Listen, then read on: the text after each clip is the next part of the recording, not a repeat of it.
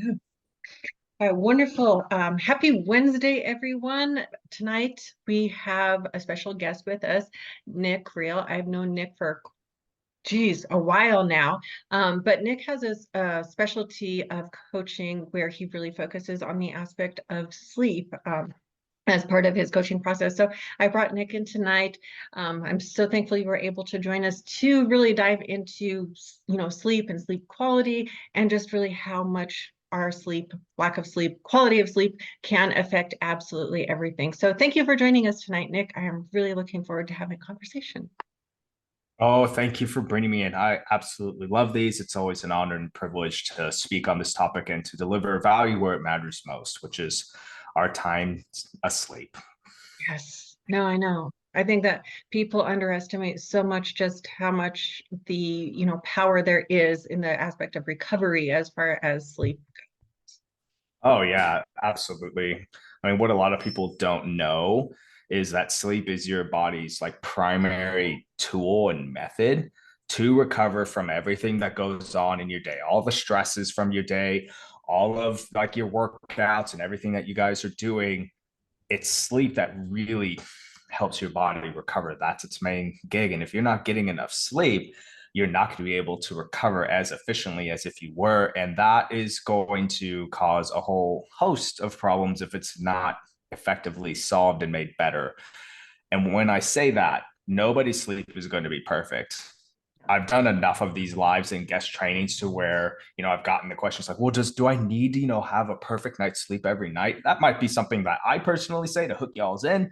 But the reality here and the truth is each night is going to be different from the last. Like for all you guys who are weighing yourself daily, you guys understand that your weight's going to fluctuate daily based off of a whole host of things: what you eat, the weather, how hydrated you were, those being the top three right there. Well, your sleep is going to vary day to day as well. You're going to have nights where your sleep quality is absolutely stellar. You're going to have nights where it's absolutely trash. What really matters with improving your sleep quality and maintaining it is ensuring that the amount of nights that you're having a great night's sleep outweighs the amount of nights that you're not. This is the law of averages. As long as you're in that boat, you're good to go. But for those of you guys who want to switch that average from I'm sleeping like crap to I'm sleeping great, this training is going to be exceptionally valuable for you. Right, absolutely. I love that you brought up the whole aspect of averages. I think that's so important, and not just in sleep, but in all aspects of, health and fitness and nutrition, is that, just because you have one day or one night that's crap doesn't mean that it has to continue in that manner. Absolutely. I mean, I've definitely had this mindset. I call it a binary mindset with fitness and nutrition. We think it's a lot of like it's all or nothing. Either we have all of our ducks in a row, we're always sleeping great, we're always on top of our nutrition, we're always on top of our fitness, we're always crushing our goals, or we're just simply not. That's just simply not true. Because you're Right. gonna have times where you're on top of it, you're gonna have times where you're in the middle, and you're gonna have days where you're not. What matters most, again, just like with sleep, is as long as the average amount of days, weeks and months that you are on top of it outweighs the times that you're not, you're going to see consistent progress with your goals no matter what they are, whether it's losing your first 10 pounds, losing your last 10 pounds, improving your muscle mass, or your overall health and longevity. It is averages that matter because health is not binary. Our way of thinking may be binary, and there's nothing wrong with that. But I really want to add in there that, hey, your health is not all or nothing. It's not.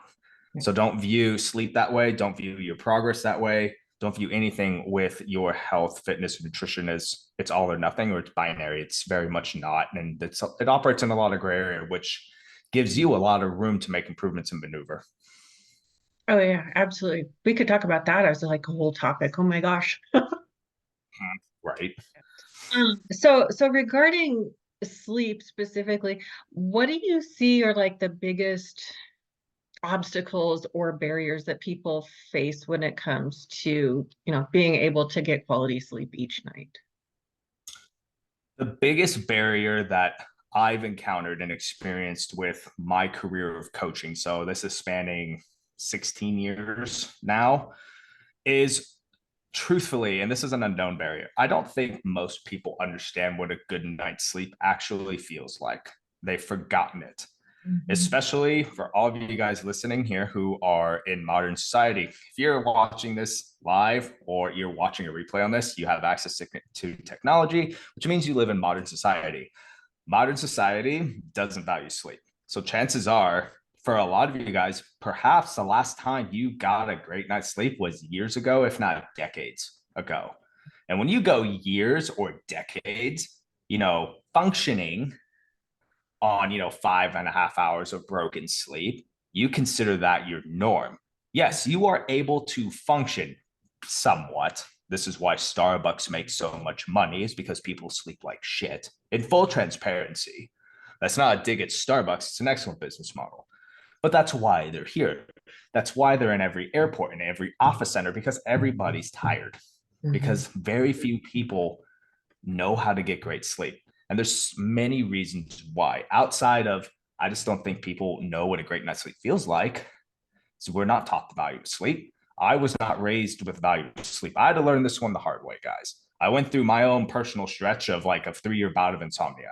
And I know that for some of you guys, if you've been fighting this for, decades, oh, it's 3 years, it's enough time for me to understand the implications. I wrecked my hormones. I know that my testosterone was in the tank. My metabolism was royally screwed. I injured myself multiple times and I saw no progress. Actually, I saw myself getting fatter and not getting more lean and muscular. And I personally have struggled with body dysmorphia. That's exactly what you don't want. So I understand the frustrations that just simply poor sleep can cause. But if you don't know the value of it, it's really hard to wrap your head around, oh, hey, is this the missing piece? The biggest tangible obstacle I see is people simply just not being consistent with their bedtime. That's it.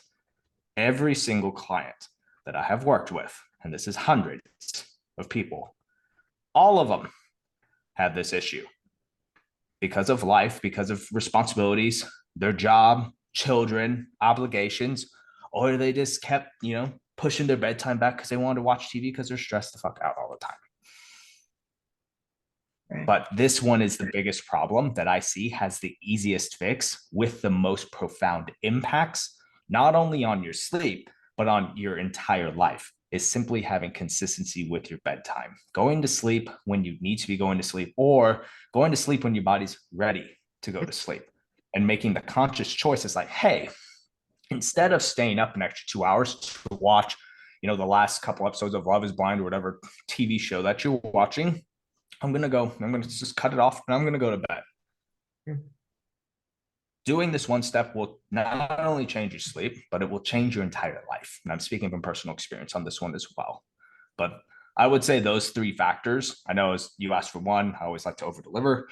Those three factors are the biggest ones that I've seen in my experience of why people struggle with sleep so much.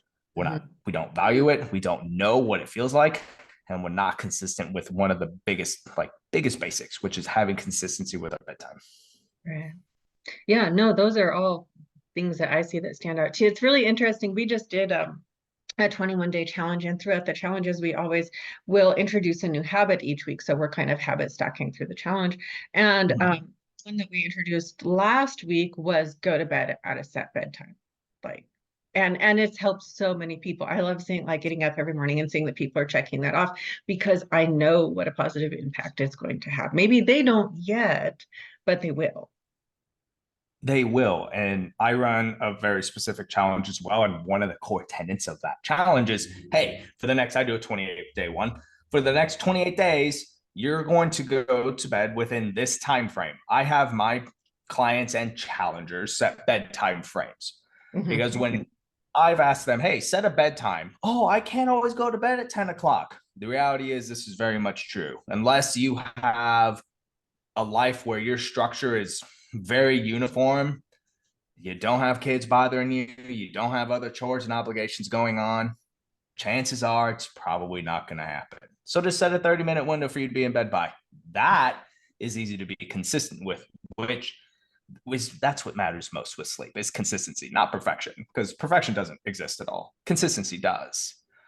And being able to see, someone's like, okay, I'm just going to go to bed at the same time, for 28 days. Within a week, they're like, holy shit, I didn't know I was supposed to feel like this. I'm like, thank you. Thank Right. you.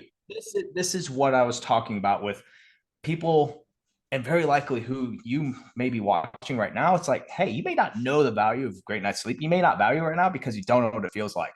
And it takes holding yourself to a standard and saying, I'm going to do this because I need to do this for me, for my results, for everything that I care about, and hold that line. It's only when you make that commitment and go all in, and what I like to call burn the ships, don't give yourself a way out, don't give yourself second options. That's when you find the success. And that's when you really feel like, oh, hey, this is how it's supposed to feel. This is how I'm supposed to feel waking up. I'm not supposed to be chugging, 2 venti coffees and an energy drink every day to stay alive. That's I'm right. not waking up stressed out all the time. I actually have an easier time being consistent with my nutrition and Mm, my exercise because I'm not stressed out, stress eating, having cravings late at night, and skipping my workouts feeling guilty about it. right. That's how it's supposed to feel. It's a little change can make that much of a difference. Yeah, it's crazy. It does make such a difference. Um, you said something else. Oh, the window. So you give your clients like 30-minute window generally I for bed? do. I do. For a couple reasons. One, I highlighted and I'll reiterate it because I do talk really fast, especially when I'm in the zone and I'm super passionate about a topic. A vast majority of you guys, if you're struggling with being consistent with your bedtime, having you set a hard bedtime to be in bed by, like a singular time, is not realistic. Because a lot of us know we need to be in bed at, at 9, at 10, or 11:30, or whatever time you need to be at night. We all know we need to do that. And if you're struggling with meeting that time, don't set the bar so high that you're not going to meet that standard and Mhm. you're going to develop a mindset of failure and that you can't actually do this. So why even fucking bother? To be completely transparent with you, instead of doing a singular time, have a 30-minute window. Like, hey, I should be in bed, between like 9:30 and 10, or 9:45 and 10:15. This gives you a window to aim for. It is reasonable for most people. So for you guys watching, more than likely you'll be able to commit to this and be consistent with this long enough for you to get the effects. Also, a 30-minute deviation inside of your bedtime is not going to ruin your sleep. Deviating an hour or more, that will, because you're literally changing your body's internal clock system that regulates everything that goes on inside you. If you're always adjusting that clock, you're literally giving yourself jet lag. People do this on the weekends all the time. For example, oh, it's Friday night. I'm going to stay out 3 hours later and go out with the girls, right? Right. Because you guys have all done that. I mean, I've done that. I'm not a girl, but I've done that because it's Friday. The work week's done. Hooray. That is the equivalent of you flying from the West Coast to the East Coast. And then when you try to jump back to your normal schedule, that's like going from the West Coast to the East Coast, staying there a day, and then going back and expecting to wake up on Monday feeling good. Not going to. Yeah, that's so true. Such a good analogy. Um, awesome. So there's some motivation for, getting that set bedtime. Um, what is so I mean, I know, but maybe you can break this down in some super easy to understand words. Um, so sleep is important for recovery, for hormone function, for all of that. But what are some of the processes that happen in our sleep that are so important? Like maybe somebody wants to know what is going on in my body when I sleep? Why is it important that I get that much? So there's many reasons for this, and this is complete transparency, very complicated science. There is very little way for me to speak about this in what I like to call layman's terms, or everyday banter that'll actually make sense. Go look up hey, look up what happens in a non-rapid eye movement stage. You'll understand what I'm talking about. I am going to talk about these stages though, because when you go to sleep, what we experience or should experience is you close your eyes and then either one, you have some interesting dreams and you wake up in the morning, Mhm. or if you're like me, you just fall asleep and it's 5:30 in the morning the next day. So that's what we experience, but that's not what's actually going on. When you go to sleep, your body enters different stages of sleep. They're categorized as, bear with me, non-rapid eye movement stages 1 through 3. There are 3 of these. I will call these NREM because I'm not saying non-rapid eye movement 100 times. And then there is REM, which more than likely you've heard before, which is called rapid eye movement.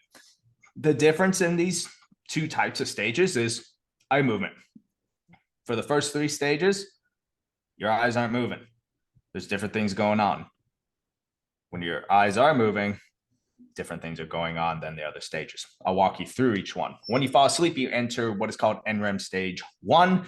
This is going to prep your body to go into the deeper stages of sleep. That is the sole purpose of NREM phase 1. Your respiratory rate slows, your heart rate slows, and then you enter into NREM stage 2. This is getting into the deeper levels of sleep, and the sole responsibility and purpose of this stage is to get you into deep sleep. What happens in NREM stage 2 that doesn't happen in NREM stage 1 is your brain waves change. That's all. I will leave it at that because then we go into very complicated neuroscience. But basically, your body is slowing down. And then you go into NREM stage 3. This is collectively known as deep sleep. This is where your brain is processing data, sorting through thoughts and emotions. This is where most of you guys will actually dream. If you don't have dreams like me most of the time, that doesn't mean you're actually not dreaming or your brain's not doing that. You're just simply not aware of it. So if you black out and that's it, please don't message me saying, oh my gosh, I'm broken. I promise you're not. After you go through NREM stage 3, you will move into REM. REM is where all of the physical recovery and repairs are done. So in REM, it's all about repairing your physical body with everything that it needs to. So if you had a workout that day and you're starting to get sore and your muscles are all torn up because that's what happens, well, guess what's happening? Your body is doing all of that. It's cycling through different hormones and playing with the production levels of them to have that process keep going. But really, that's what happens in REM, is your body is physically repairing itself and it's recovering itself. And really, the best way I can describe it is your phone. You can see, you know what? I'll show you guys right now. So see my phone battery. If you can see that, it's low. When you go to sleep, it's on low. And when your body goes through those stages of sleep, it's like putting the power cord into your phone and letting that battery charge. And your body is going to go through different cycles of NREM stages and REM stages as needed to get you back up to 100%. You don't just go through NREM stage 1, 2, 3, and then go into REM and then you wake up. It's not how this works. You'll go through NREM stages 1 through 3. You might go back to stage 2, back to 3, down to REM, and then you'll come back up to 1, and then you'll cycle through. And science, to my understanding, really doesn't know why this happens because there's no set pattern. It's very much based off of what your body needs to do to recover itself day in and day out. For those of you guys who wear sleep trackers and you have access to this data, this is why no 2 nights are going to look exactly the same. You can establish trends, but tonight is going to look much different than last night, and tonight's going to look much different than tomorrow night. But in layman's terms, that's really what's going on when you're going to sleep. There's a lot of cognitive recovery and repairs going on. Your brain is doing stuff. And then when you go into REM, your brain technically shuts off and your body's legit paralyzed. I'm not kidding. You literally are paralyzed because you can't move. And that's when all those physical repairs start going. And you'll just rotate through multiple cycles of that before waking up at your usual time that you wake up, which is set by both your genetics and your lifestyle. That was fabulous. I Oh, haven't, good. yeah, I haven't had anybody explain it like that. And it makes so much sense.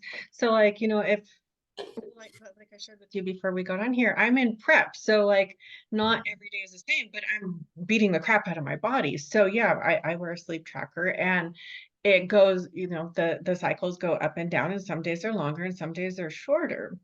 But that makes perfect sense that your body is cycling through those stages to repair whatever, you did to it the day before. Correct. And that repair work, it's a good thing that you said that because it's brought up a very important topic that you guys should know. It's called sleep debt. More than likely, you guys have heard of this term before, or sleep pressure. As you go throughout your day, you build up sleep pressure as that drive to sleep. And then when we get to a certain point in the evening or whenever you kind of fall asleep, that drive really becomes strong. And that's when you find yourself nodding off and doing this shit. And then you go to bed. Well, that's what you should be doing. How much sleep pressure you build up is directly related to how many cycles of sleep that you will go through. The higher the pressure, the more it's going to either stay in those deeper cycles of sleep, or the more frequently you're going to rotate through them. Okay, that makes sense. Inherently, the more stress you're under, don't be surprised if you see your sleep need go up. Yeah, no, that makes perfect sense. And stress isn't just like physical stress. This also applies to like mental, emotional, psychological stress too. It Yeah. it does, because your body doesn't differentiate between, a physical stress from like going back to like the dinosaur era or the woolly mammoth era of a saber-toothed tiger running at you Right. and breakfast versus, I have all this like mental stress of my job, emotional stress with a relationship or anything between. It doesn't know the difference between a psychological stress and a physical stress. Stress is stress and it handles it appropriately. You Right. can have a ton of emotional stress and not a lot of physical stress, and you will be in a stress state. And it's going to require your body to do the same amount of repair work, maybe just not as much in like REM, but in your deeper NREM stages of sleep, you might see that a little bit more because that's more focused on the brain. Right. Yeah, that makes perfect sense. So I have a question. We've got some ladies watching. They're getting thumbs and hearts, but I'm not seeing any questions or comments. So, but I have a question. So, and I think this will pertain to a lot of women that are here in our community. So we have these cycles of our sleep that are very important for our recovery, for our performance, for hormone balance. But we work with a lot of women that are going through perimenopause, moving into menopause. And when like during the second half of their cycle, it's not does this just does not seem so bad in women that are younger, but in women that are 35, 45, 50, in the second half of our cycle, when progesterone is supposed to be higher, but it's maybe not as high as it should be. REM sleep and deep sleep are shit. So what what could they do to potentially help with that? So I have been asked this particular question, not as often into this particular depth, but the answer is going to be the same. Okay. Number one, regardless of where you're at inside of like your menopause stages, the basics always apply. Always apply. Consistency with your bedtime, consistency with your wake time, which most people don't have as much of a problem with that, but it's worth mentioning, especially on weekends when you might be tempted in to sleep an extra 3 hours. I have to nag my girlfriend about this all the time. And every single Monday, oh, I'm so tired. It's because you slept in Saturday and Sunday. That's why. That's Right. where consistency matters with those two. So consistency with those two basics, getting quality sunlight, getting quality dark exposure. These two are necessary for you to not only have good energy levels during the day, but for you to be able to fall asleep efficiently at night. This is necessary. These are basics, guys. Meeting your nutritional needs and being active daily. May not necessarily engaging in a vigorous workout every day, but being active. Those are the basics that need to be met no matter what. If anything, with the clients that I've coached going through menopause who have struggled with, the very annoying night sweats and the hot flashes that we're going to get into, which progesterone and estrogen cause because those two are all over the place. A foundational, the foundational shit always matters. If not, it matters even more because it's easy when you're tired to just let it all go. Oh And yeah. when you let it all go, and I'm sure, like you, Clarissa, you're like, oh yeah, I've experienced that. I can tell. And then what happens? Well, then it all goes to hell. We don't want that. Menopause, and I know I'm a guy, and I'm not going to experience this, but I've worked with enough people to know it's not the most fun time in your life. I will say that. Don't make it worse by just throwing your sleep out the window. Okay. So that's the foundational stuff. I will give you guys some super cool tactics that I use. And the tactics that I'm going to share with you did help one of my clients. And this is an extreme case, but it shows you the power of this little framework. She was waking up 7 times a night from hot flashes. In 2 weeks, with applying what I'm about to show you guys, she went from 7 to 0, which That's is like a miracle. And again, super cool. But I do want to say this is an extreme case because most people that I've talked to on this subject are not waking up 7 times. They're waking up, 2, 3, sometimes 4. mm-hmm. 7 times that was egregious. Yeah, that even got my eyeballs like super big. I was like, oh, okay, right. So the first step is we had her applying those basics that I just outlined. Second is we took a good look at her diet. I know you educate everyone here on how your diet affects your hormone levels and how in menopause that can get triggered really quickly with foods that maybe your body doesn't tolerate as well as it used to. So we had her take a food log and we had her track what she was eating. I didn't care how much she was eating at this particular point because she was close to ballpark at her maintenance. We didn't have to take her from 1,000 calories back up to maintenance. That's a whole different issue. But I said, hey, I want you to track what you're eating. I also want you to track how many times you wake up from hot flashes and the severity of those hot flashes on a scale of 1 to 10. We tracked that for a week. And in that week, it gave us enough data to establish that, hey, monitor your caffeine because the days that she consumed high amounts of caffeine, her hot flashes were more frequent and her sleep quality was much lower. Deep fried foods were definitely a no-go for the time being. Those just made everything worse. Anything super high in sugar we noted that was causing a problem. And ironically, and I'm not exactly sure why this was, dark leafy greens were doing it too. So I said, okay, hey, let's get rid of these things for the most part. Let's sideline these for now and see what happens. This step alone took her from 7 times a night to 4. This just shows the power of diet changes. Now, did she avoid alcohol the entire time? Did she avoid the fatty bar food? Because her and her husband, they like their date night at their local bar. I didn't say, hey, don't do that. Just be aware that this is going to happen. So we didn't 100% eliminate it. But for the time being, it's like, let's significantly not consume this stuff. If you find yourself like, oh, hey, this is what I want, or this is all that's here, I'd rather you do that and not starve yourself in her situation. Then we took it a step further. The problem with hot flashes is the imbalance between progesterone and estrogen. It's all over the place. There's little you can do outside of, proper stress management and monitoring your diet to really do anything about that. I mean, when you're going through menopause, from the literature that I've read and the experiences that I've had, it's out of your control. Your circadian cycle, which is the cycle that controls everything going on in your body, is literally changing because your reproductive years, which are very closely entwined in that cycle, are coming to an end, which is why menopause happens in the first place. This is all timed per se. If you did not know that, there is a clock ticking. That's why this happens. So there's not a lot you can do with this internally. However, I am definitely a fan, and I'm friends with a lot of, this is going to go off a little tangent, high level military people. So like SEALs, SAS.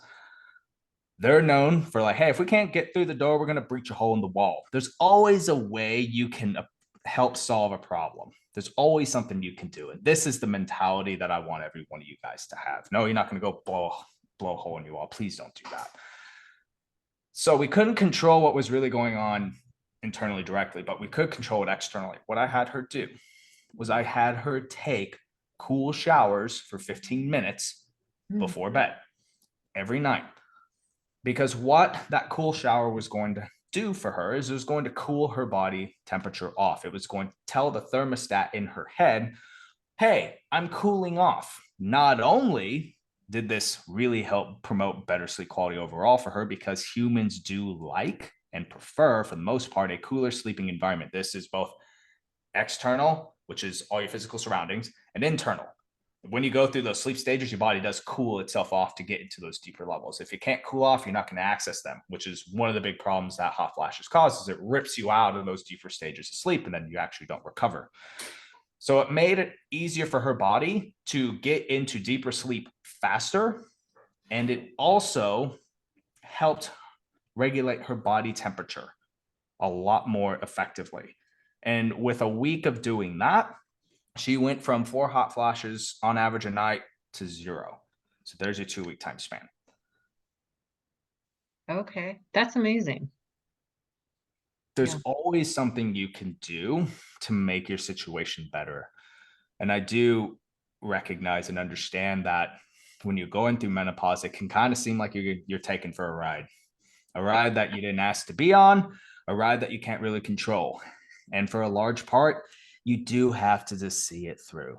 But as long as you guys, you're applying the basics consistently, you are more vigilant with what you're putting into your mouths and what you're doing with your bodies, because stress management matters. If your stress levels are super high, oh, guess what? You're probably going to have more hot flashes, and they're going to be severe, and they're going to annoy you even more.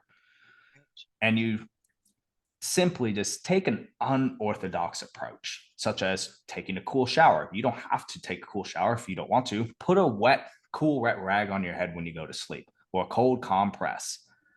Make sure that you're cool in your environment. All of those little steps will go a long way to making menopause more manageable. Will it completely eradicate your hot flashes for the entire time?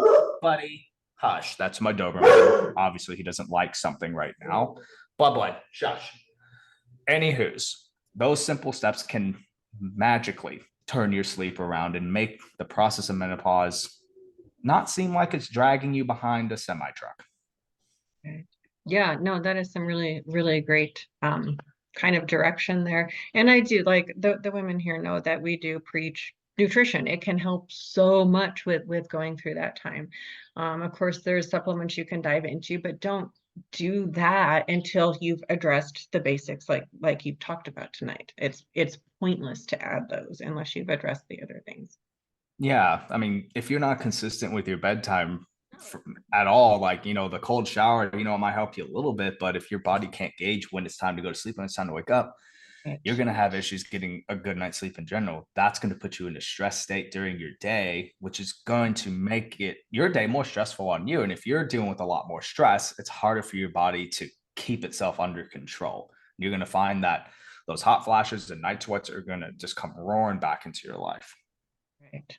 Yeah, which I think is something else just worth noting. I know we have newer people in here, but menopause is a stress on the body itself. So why would you want to add more stress? We don't. We want to minimize stress, because if we can minimize stress, that is another way that we can work to help make the symptoms better overall. Yeah. And to tail off that, the method I showed you guys is just one way of how to do this. Take the principles that are behind the methods and apply them in your way. You may not, need to take a cool shower in the night, especially if you don't live somewhere where it's about to be 95 degrees like it is here in Las Vegas, where this is really applicable. You might benefit more from, like, hey, like, the whole point of here is to reduce stress. I have a lot of cognitive stress due to my life and my job. Well, let's do some, non-sleep deep rest activities. Let's just, sit in silence. Let's, put on some, happy music or whatnot and listen to it for a while and just completely chill out. Those steps for you, depending on the situation that you're in, may move mountains for you compared to just simply putting a cold compress on your head. So Right. take the principles that are behind the tactics. Once you understand the principles, you can apply any tactic in that particular situation, and 9 times out of 10, it's going to work. Can't say 10 times out of 10 because that's a perfect world. We don't live in that. No, I wish. Um, Yeah, so I think, if you're listening to this now, if you're listening to the replay, if you're struggling with understanding foundational principles, reach out. You can message me anytime. I'm sure, Nick, you're always happy to answer questions as well. Of course. Um, But if you're struggling with those foundational pieces, that's part of the reason we do what we do. I think the fitness industry has done a tremendous job of promoting a bunch of bullshit. So if you can find coaches that care and will help educate you, you're going to have a lot better results than just going in some random group and saying, "Hey, what worked for you?" Because what worked for someone else may not necessarily work for you. They're not living in your body. Correct. And you once again bring up a really good point that I see, even today, because I scour all these Facebook groups because I'm always looking to help people. I'd say 90% of the posts that I've seen, it's probably dozens right now. It's like, oh, hey, here are my problems. What worked for you to solve the problems?